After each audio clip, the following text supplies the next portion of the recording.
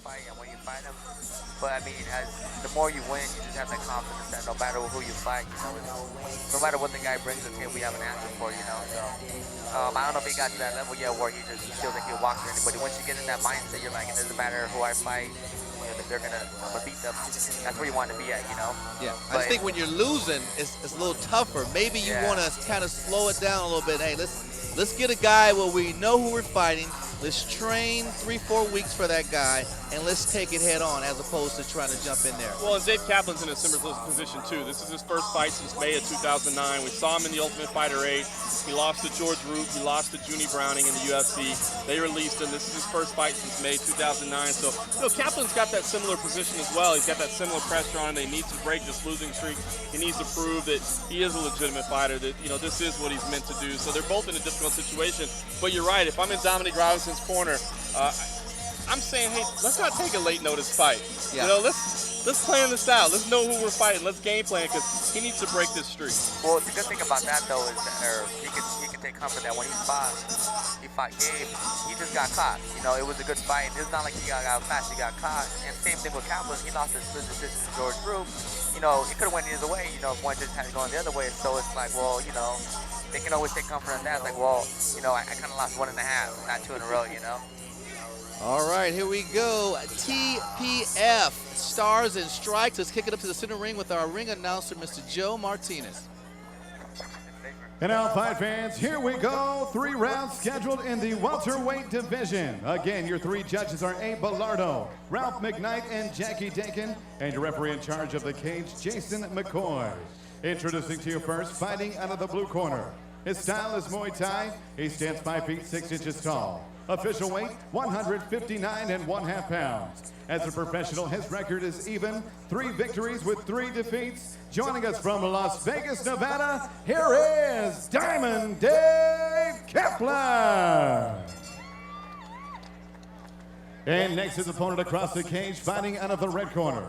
He's a mixed martial artist, standing 5 feet 9 inches tall. Official weight, 159 pounds. As a professional, his record is outstanding with 14 victories, 4 defeats. Joining us from East Oakland, California, here is the fallen angel, Dominique Robinson.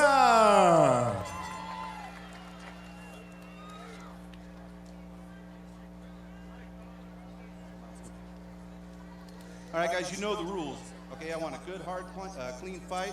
Touch gloves and let's get ready. Now, Andre, you'll notice Dominique Robinson was listed as 14-4. Yeah. He's always contends that he's got 10 unaccounted for victories. 10. Well, he grew up in Oakland, California. There were 10 street fights that were real tough that should go on his record. And look at Kaplan moving forward right away. He's not hesitating at all. The touch of gloves and immediately into the clinch. Now, Dominique Robinson has good defensive wrestling, but we know Kaplan wants to put him on the ground. Yeah, that's one thing when I had trained with Kaplan for a while, he just always comes forward. He throws a lot of leg kicks. And he's just selling out on that single leg. He's had Robinson's right leg elevated in the air, but Robinson showed a lot of balance, kind of bounced into that corner and used the cage to his advantage. Going right back to that leg. Was even tried that, dumping his leg right here, right in the pipe.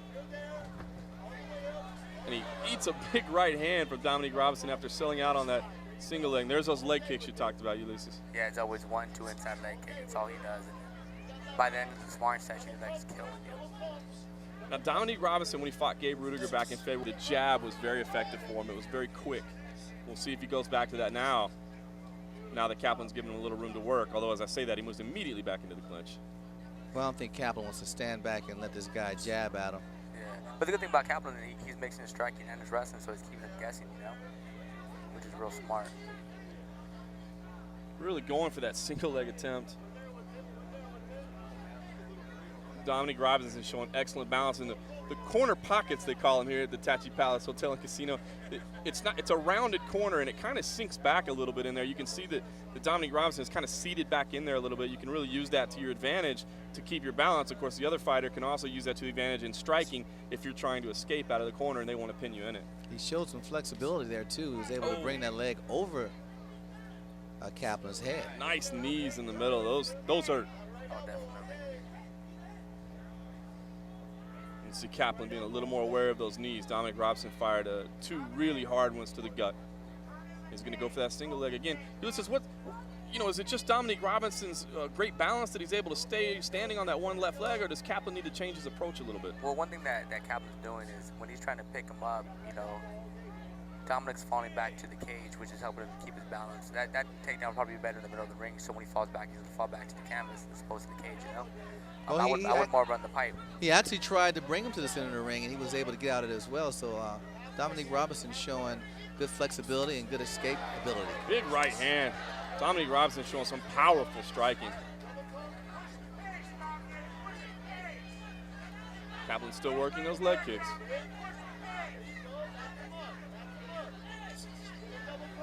Nice uppercut.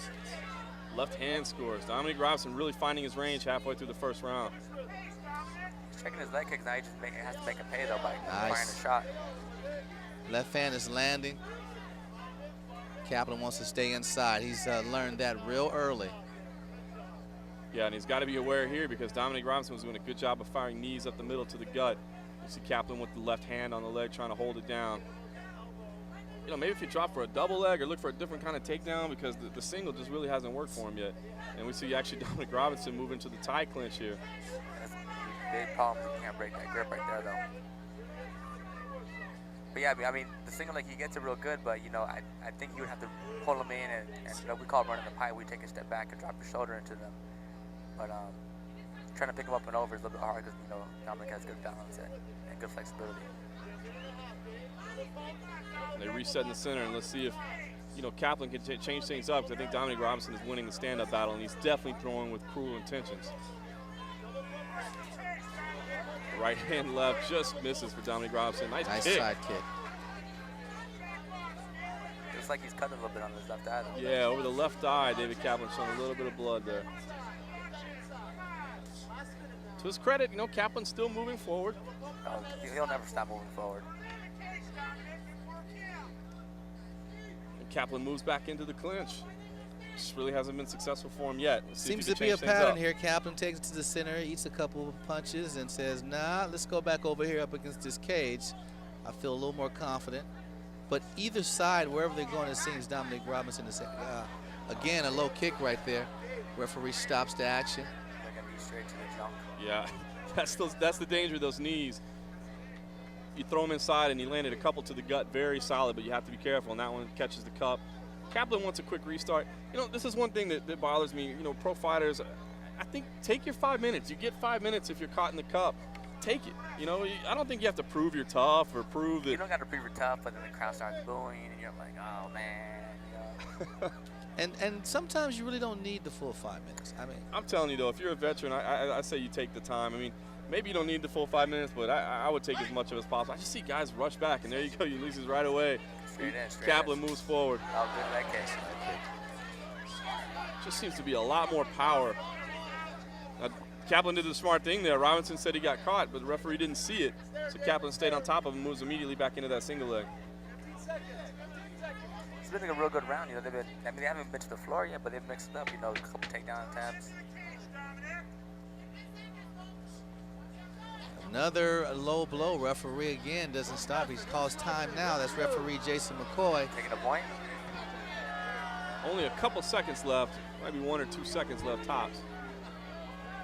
Again, that was questionable. The referee didn't see it. I don't think he's going to take a point. We'll find out now. Maybe a stern warning. Yeah, I think he's just going to warn him, tell him to keep the knees up. I think the first one was a little more direct shot, but again, it did catch him. He's giving him a stern warning here, like you said, and I think the next one they'll be forced to take a point. And with that warning also came some direction. So whenever you get that, that's definitely letting you know a point will soon follow if it was to happen again. He's telling what he can and cannot get away with.